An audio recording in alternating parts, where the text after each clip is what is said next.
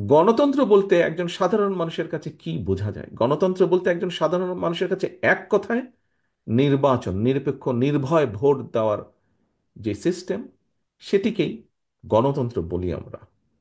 সারা পৃথিবীতে সেটি গণতন্ত্র হিসাবে প্রচলিত বা স্বীকৃত। কিন্তু এই ব্যবস্থাকে সংস্কার এবং নির্বাচন, এটিকে মুখোমুখি করে দেওয়া হচ্ছে। আমি গতকাল একটি কথা বলেছিলাম, আপনাদের অনেকেই সেখানে উপস্থিত ছিলেন। কথাটি হচ্ছে, দেখুন, আমরা সবাই জানি, কেউ কেউ বলছেন যে সংস্কার শেষ হবে তারপরে নির্বাচন হবে।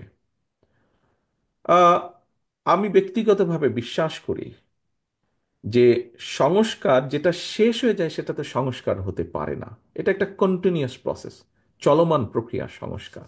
যদি সে কোনো একটি বিষয় শেষ হয়ে যায়, সেটি সংস্কার নয়।